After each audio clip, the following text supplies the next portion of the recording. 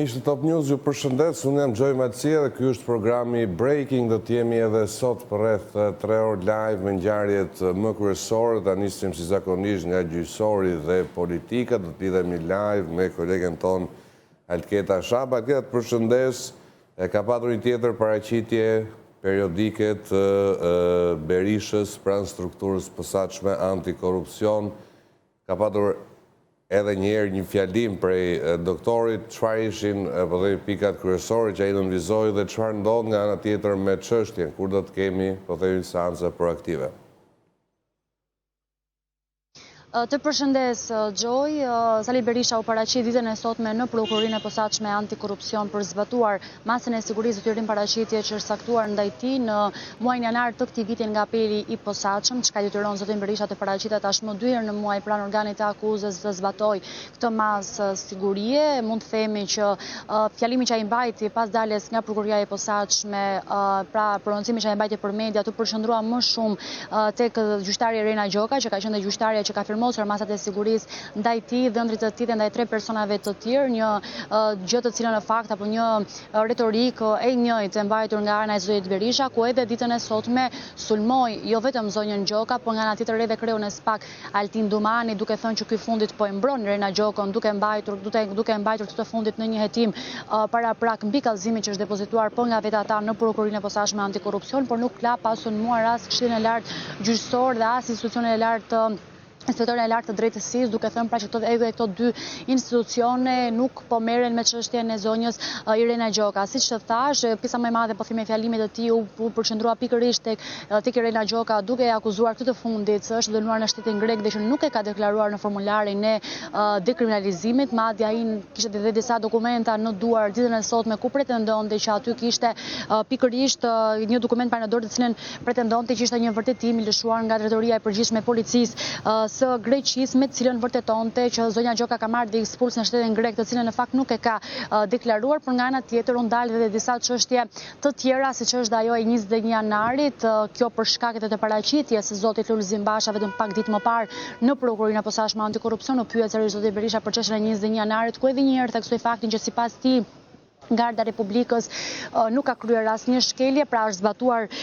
zbatuar urdhri sipas tij dhe që ka qenë gjithë veprimi kryer nga Garda ka qenë në përputhje me ligjin, por në fakt nuk pranoi të komentonte apo të jepte ndonjë koment lidhur me paraqitjen e zotit Lulzim Basha, ndërkohë që siç thash, pjesa tjetër e asaj çfarë deklaroi ditën e sotme para prokurorisë posaçme antikorrupsion u fokusua edhe një herë tek çështja që prokuroria posaçme antikorrupsion duhet të kryejë ndonjë veprim konkret për lidhur me hetimin që po kryen ndaj Rena Gjokës dhe nuk duhet ta mbajë vetëm në hetim para prak. Ndërkohë që sa i përket seancës gjyqësore në ngarkim të zotit Berisha dhe të tjerë Maror Maltez dhe 3 personave të tjerë që janë marrë të pandehur për dosjen e privatizimit të ish klubit sportiv Partizani, kjo çështje pritet që në datën 10 nëntor të jetë gjykata e posaçme antikorrupsion ajo e cila duhet të shprehet mbi kërkesën e avokatëve mbrojtës së zotit Berisha, që ka të bëjë pikërisht me ata kërkojnë pra të shpallën të pavlefshme dhe të papërdorshme të gjitha aktet e prokurorisë së posaçme, ndërkohë që nga ana tjetër prokurori i kësaj çështje Arben Kraja ka kundërshtuar kërkesën e avokatëve duke thënë që hetimet nga ana e tij janë kryer në mënyrë të rregullt pra sipas ligjit dhe ka kundërshtuar kërkesën e tyre duke kërkuar edhe nga gjykata e posaçme të rrëzohet kjo si kërkesë. Në fakt pritet të zhvillohej seanca radhën e kaluar, por nuk u zhvillua dot për shkak të mungesës së njëjtë për avokatëve, ndërkohë që në datën 10 pritet të ketë një vendim nga ana e GKK-s mbi këtë kërkesë, pra në rast se do të kemi shpalljen të pavlefshme të gjithë hetimet që është kryer nga 2 prokurorët e posaçëm Arben Kraja dhe Inkeleda Milonaj për 5 personat që janë marrë të pandehur për këtë çështje si dhe për 3 shoqëria, por në rast se do të rrëzohet kërkesa e tyre duke nisur kështu me procedurën e mëtejshme të këtij gjyqi që po zhvillohet në themel. Ndërkohë, Alketa, lidhur edhe me ecurinë e mëtejshme, Berishës ka shanse të lehtësohet masa, duke qenë se nuk është arratisur, është paraqitur etj. Në fakt, Gjoj, interesant është fakti që zoti Berisha nuk e ka ankemuar masën e sigurisë që ka bërë masën e sigurisë pra që u caktuar nga apeli i posaçëm antikorrupsion datën 3 janar. Ishte fillimisht gjykata e posaçme ajo e cila në nëntor të vitit 2024 vendosi revokimin apo shuarje të masës së sigurisë, arrest në shtëpinë e zotit Berisha, ku ai qëndroi për më shumë se 300 ditë me një vendim i cili u dha më herët nga gjyqtarja e çështjes, ndërkohë që prej momentit që gjyqtarja Ngert Pëllumbi caktoi ndaj tij masën detyrim paraqitje për të parë në rast se ky fundi do ta respektonte këtë masë përpara oficerit të policisë gjyqësore në SPAK. Zoti Berisha në fakt për janare deri më tani nuk e ka ankemuar këtë masë sigurie as në apelin e posaçëm as në gjykatën e lartë, por as në shkallë të tjera të gjyqësorit, duke planuar në një farë mënyrë atë masë apo këtë masë pra që u caktua ndaj tij nga apeli i posaçëm. Në rast se zoti Berisha është i frikësuar për shtrëngimin sërish të masës sigurisë apo në rast se këtij të fundit i pëlqen të paraqitet 2 herë në muaj për pranë prokurorisë posaçme antikorrupsion, ku edhe siç thash mban prononcime në çdo dalje të tij nga ana e SPAK-ut, ku siç thash edhe një herë fokusi i tij në të gjitha daljet apo të gjitha prononcimet që kanë mbajt pranë prokurorisë posaçme antikorrupsion ka qenë pikërisht gjyqtarja Rena Gjoka, duke paraqitur edhe dokumenta të shumta që paraqesin sipas tij vërtetësinë e faktit që ky fundit është dënuar në shtetin grek. Pra se kush është nga këto dyja në fakt nuk e dim, por ajo që është e qartë është që zoti Berisha nuk e ka ankemuar këtë masë sigurie, duke planuar në një farë mënyre vendimin apo duke rënë dakord me vendimin e dhënë nga gjyqtarja Ngert Pëllumbi, çka i detyron tashmë të paraqitet 2 herë në muaj pranë prokurorisë së posaçme antikorrupsion. Ndërkohë, Alketa ka patur dhe zhvillime me thirrjen në SPAK të kreut ARSH-s, cilat janë detajet? Atëherë thirrja e kreut të autoritetit rrugor shqiptar Gentian Gjyli në prokurorinë e posaçme antikorrupsion vjen në kuadër të komunikimit të akuzave që po bëhen nga prokurori Dritan Prençi lidhur me hetimin që po kryen ky fundit sa i përket tunelit të Llogaras, pra lidhur me ndërtimin e tunelit të Llogaras, por edhe me mënyrën se si janë zhvilluar punimet apo se si janë mbikëqyrur punimet gjatë ndërtimit të këtij tuneli. Menjëherë pas thirrjes së zonjës Belinda Balluku në cilësinë e ministres infrastrukturës energjisë pranë prokurorisë së posaçme, ditën e sotme janë thirrur disa persona të tjerë për të komunikuar po ashtu akuzë nga ana e zotit Prençi, ku i paraqit në SPAK ishte pikërisht Gentian Gjyli, i shoqëruar nga avokati i tij, ndaj të cilit u komunikua për herë të dytë një akuzë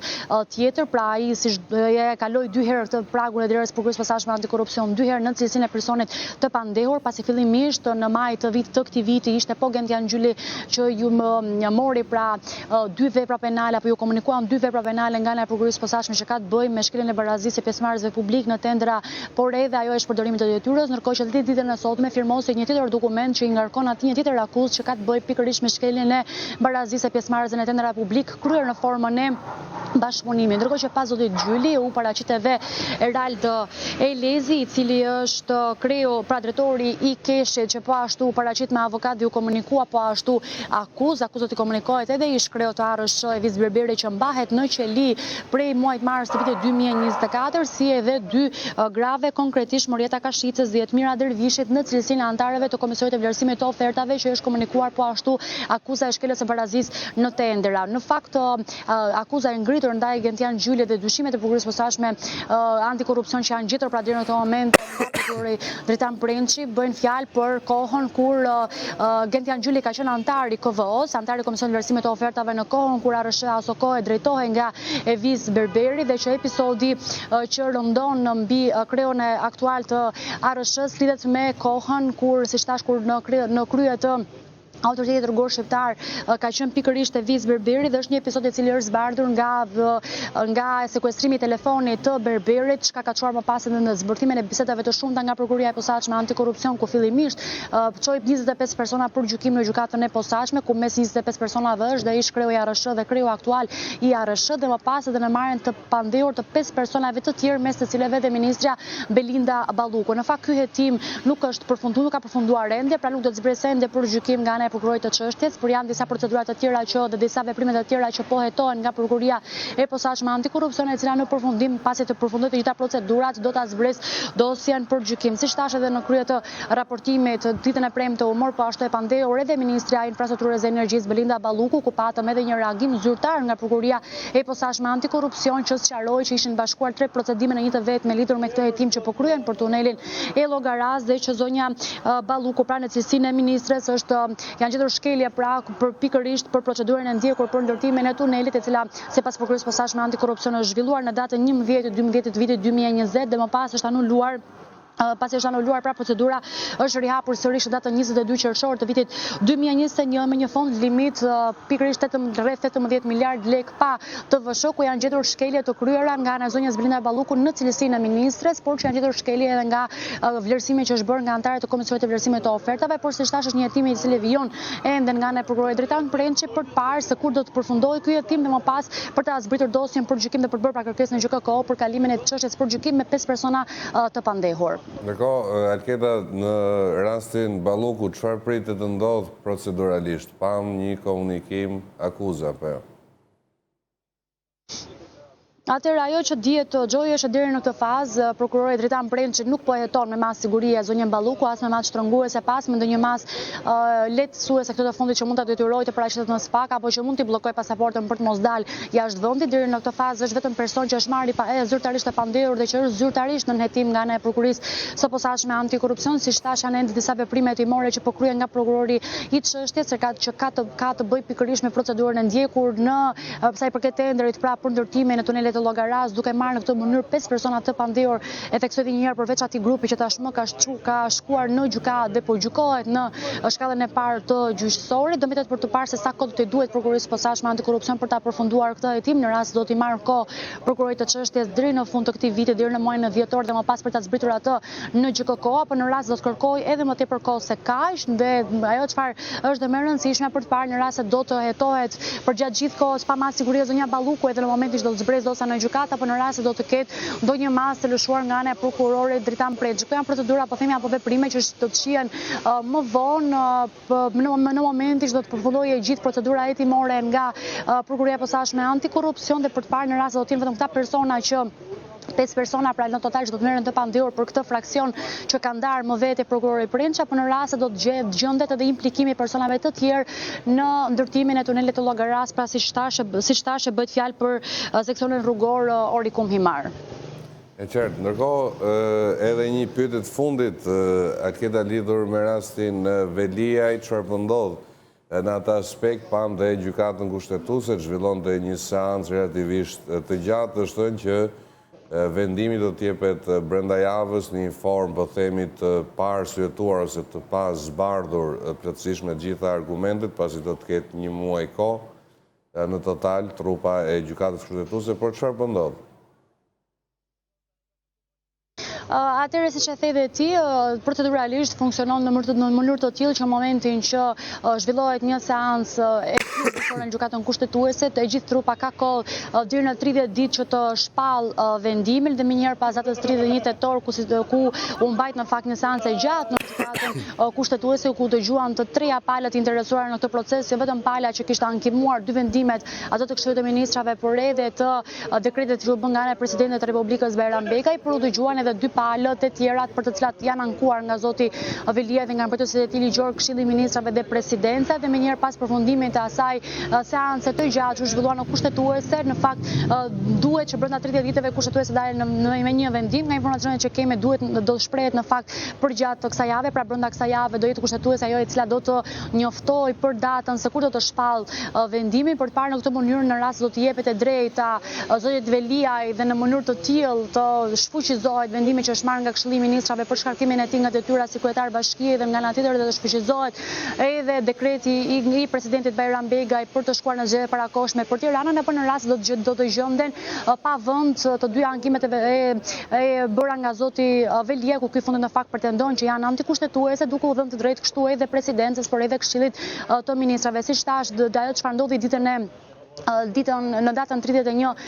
tetor në një seancë të gjatë është e gjithë trupa e kryesuar apo e relatuar nga ana e gjyqtare Sonila Betja është që të dëgjuan të gjitha palët, dhe madje edhe vetë zoti Veliaj, që siç dihet tashmë prej muajit shkurt mbajt një masë shtrënguese arresti në burg, çka çoi pikërisht në këtë vendim të Këshillit të Ministrave për shkarkimin e tij nga detyra, meqense ky fundit nuk ka shkuar dhe nuk e ka ushtruar funksionin e tij si kryetar bashkie, dhe menjëherë pasi janë dëgjuar pretendimet e të gjitha palëve, gjykata kushtetuese del me një vendim të shkurtuar dhe më pas merr kohën e nevojshme për të zbardhur të gjithë dispozitimet dhe për të zbardhur të gjithë vendimet përfundimtar për të parë në rast se vendimi do të jetë unanim, një zëri pra në rast se të gjithë gjyqtarët do të jenë si më thënë në një mendje për të shpallur të vendim, apo në rast se do të ketë edhe gjyqtarë të cilët do të jenë kundër vendimit që do të shpallet, pra kjo jepet e gjitha ajo arsyetuar dhe e gjitha e zbardhur në një vendim të plot që gjykata kushtetuese merr si shtash kohën e nevojshme që mund të shkojnë në disa javë, merr kohën e nevojshme për ta hedhur më pas në faqe, por edhe për t'ia deleguar të gjithë palëve të interesuar në këtë proces. E qartë, faleminderit Alkeda, do të mbetemi në kontakt në rast do të ketë të tjera zhvillime, ndërkohë kalojmë një tjetër komunikim me kolegun Bekim Bici se i takon zhvillimeve në PD. Bekimi në pritje të komunikimit përjapshëm të Berishës me gazetarët, ndërkohë ka patur dhe një lajm se i takon Bujar Leskaj, i cili ka thënë se do të lërë mandatin e deputetit pas 2 vitesh dhe gjithashtu do të japë dorëheqjen si kryetari i degës së PD-s në Vlorë. Ishte surprizë diçka e tillë, është specifikuar vazhdimisht si deputeti rebel. Në fakt, zoti Leskaj të pak në referuar edhe postimit ti në sociale në Facebook për sa i përket këtij reagimi, ai është shprehur që dorëheqjen e ka dhënë një herë pas zgjedhjeve të 11 majit, domethënë pas humbjes, pas daljes së rezultatit dhe i cili ishte një rezultat humbët për Partinë Demokratike në Vlorë, madje duke mos arritur që të marrë apo të mbajë edhe ato mandate që konsideroheshin si të sigurta, pra nuk arriti të mbajë dot listën e mbyllur të plot, dhe konstitui referuar këtyre le të themi rezultateve, vetë zoti Leskaj ka dhënë dorëheqje më herët, të paktën kështu citohet në postimin në fjalë. Nga ana tjetër, zoti Leskaj si drejtues politik vlen të theksohet, pasi nuk është kryetar i degës së Partisë Demokratike për Vlorën, është drejtues politik i Partisë Demokratike dhe pikërisht nga ky post ai është dorëhequr, por ajo që vlen më shumë për sa i përket deklaratës së vet të zotit Leskaj është ajo që propozimi i tij, pra propozimi që të gjithë deputetët e listave të mbyllura, ashtu si kundër ishte edhe vetë zoti Leskaj, të mundet që le të themi të kalonin vetëm gjysmën e mandatit të deputetit, pra ta shfrytëzonin ata, dhe gjysmën tjetër tu kalohej kandidatëve në listën e hapur të Partisë Demokratike për të sjellë një lloj frymarrje kësaj force politike. Nuk dihet se si do të jetë reagimi edhe i vetë Partisë Demokratike apo i vetë zotit Berisha lidhur jo vetëm me këtë vendim, por edhe me këtë propozim të zotit Leskaj që propozon, siç e tham, që të mund të ketë një lloj frymarrje brenda vetë listës së kandidatëve apo listës së deputetëve të Partisë Demokratike, duke kaluar tashmë mandatin apo gjysmën e mandatit tek ata persona të cilët janë më të votuarit e listës së hapur. Nga ana tjetër vlen të theksohet që vetë qëndrimi i zotit Leskaj në postin e drejtuesit politik të Partisë Demokratike për qarkun e Vlorës ka patur ato kohë gjatë le të themi kur u vendos edhe debate dhe polemika brenda vetë të Partisë Demokratike të Vlorës, pasi ka patur deputet që pretendonin që mund të ishin drejtues politik të qarkut të Vlorës, por që zoti Berisha ja ribesoi drejtimin politik të këtij qarku pikërisht zotit Leskaj. Tashmë se cilat janë edhe le të themi nëse ka arsye të tjera nga ajo çfarë zoti Leskaj ka bërë publike lidhur me dorëheqjen mbetet për t'u parë edhe në ditët në vijim, pasi vlen të theksohet që Partia Demokratike në këto kohë për hir të vërtetës është gjendur përballë shumë problematikave apo çështjeve të ndryshme, ku një nga problematikat kryesore është dhe firimi në thojza, nëse mund ta konsiderojmë si tillë, pra largimi i figurave të kryesore apo ndër më të rëndësishme të Partisë Demokratike në drejtim të Partisë Socialiste apo posteve të caktuara në administratën publike. Vlen të theksohet që në Vlorë ai që ka qenë dhe kryetari në garë për Bashkinë e Vlorës, një herë është antar i kryesisë qendrore të Partisë Demokratike, zoti Genz Deromemaj, zgjodhi që të largohej nga aktiviteti i tij politik brenda Partisë Demokratike për të marrë detyrën e shefit apo drejtorit të kadastrës për Vlorën. Po ashtu ka edhe disa antarë të tjerë, për shembull, që kanë qenë edhe pjesë e kryesisë së Partisë Demokratike, që u u emëruan në postet të caktuara në administratën shtetërore, kryesisht në postet drejtorësh, por përfshi këtu edhe ish deputetin Ferdinand Xhaferi, i cili pasi nuk pranoi të kandidonte apo të garonte në primaret e Partisë Demokratike dhe rrjedhimisht nuk u fut në listën për kandidat për deputet as në ato të hapur, as në ato të mbyllur për qarkun e Durrësit, pasi përfundoi mandatin e tij prej të zgjedhurit, vendosi që të kalonte apo të pranonte ofertën për të qenë këshilltar i presidentit Bajram Begaj, donse me zotin Begaj Partia Demokratike në një farforme ka tashmë një lloj lufte apo betejë të hapur, ku ka kërkuar edhe shkarkimin e tij për shkelje të rënda të kushtetutës. Kësaj pra, ajo çfarë vuan Partia Demokratike është që ndoshta edhe me të drejtë, sepse është një forcë politike ku antarët e saj dhe jo vetëm kanë tashmë po bëjnë mbi 12 vjet, që tashmë do të kenë 16 vjet që janë në opozitë dhe shumica prej tyre sidomos për sa i përket antarësisë të thjeshtë kanë qenë një pjesë e madhe e tyre të papunë, pra të papunësuar në shtet, por të punësuar ndoshta një pjesë nëpërmjet aktiviteteve private apo edhe një pjesë tjetër, sidomos në rrethe, që merren në bujqësi apo me blegtori. Në të tilla kushte mund të edhe të justifikohen vendimet që merren nga struktura të caktuara apo antarë të caktuar të Partisë Demokratike, por është disi, le të themi, e pa justifikueshme në nivele të tilla siç mund të ishte niveli i ish deputetëve që kanë qenë vazhdimisht, le të themi, të punësuar apo janë paguar pikërisht në saj të votës së demokratëve dhe të kalojnë nga ana tjetër tashmë ta hedhin poshtë këto vot apo këtë besim të qytetarëve dhe të demokratëve në përgjithësi, ta hedhin poshtë dhe të kalojnë të ndryshojnë krah dhe dalin tek Partia Socialiste apo administrata shtetërore për të marrë një tjetër, le të themi, benefit apo beneficion. Kësaj kjo është ajo që vuan më shumë te Partia Demokratike. Në këtë ditën e sotme, pra nga momenti në moment pritet edhe mbledhja e kryesisë ku do ta adresoj vetë zoti Berisha fjalën e tij, pra hapjen e kryesisë së Partisë Demokratike, një mbledhje e cila vjen në fakt si rezultat apo si pasojë e vendimit të majorancës socialiste të ndërmarrë në të njëjtën e kaluar për në datën 30, ku nuk miratoi ngritjen apo nuk miratoi kërkesat e Partisë Demokratike për ngritjen e 2 komisioneve hetimore, ato për çështjen me Gonigal dhe komisionin hetimor për zgjedhjet e 11 majit. Kësaj pikërisht kjo mohimi i asaj që Partia Demokratike konsideron si të drejtë kushtetuese dhe legjitime e opozitës për të ngritur dhe komisione të tilla që kontrollojnë parlamentarizmin apo kontrollojnë qeverinë, solli pikërisht thirrjen e kryesisë për të parë se cilat do të jenë hapat që do të ndërmarrë Partia Demokratike. Pasi vlen të theksohet që ka patur propozime apo le të themi biseda apo diskutime të ndryshme, qoftë edhe për radikalizim të mëtejshëm të aksionit opozitar, ndoshta edhe për protesta pranë parlamentit apo edhe për protesta kombëtare, të cilat zoti Berisha i kishte paralajmëruar që do të nisnin nga shtatori, po tashmë jemi në nëntor dhe nuk dihet tash se si do të vijojë, a do të ketë apo nuk do të ketë protesta. Okej, Bekim, shumë faleminderit për komunikimin. Miq, do të shkojmë publicitet, kthehemi vetëm pas pak.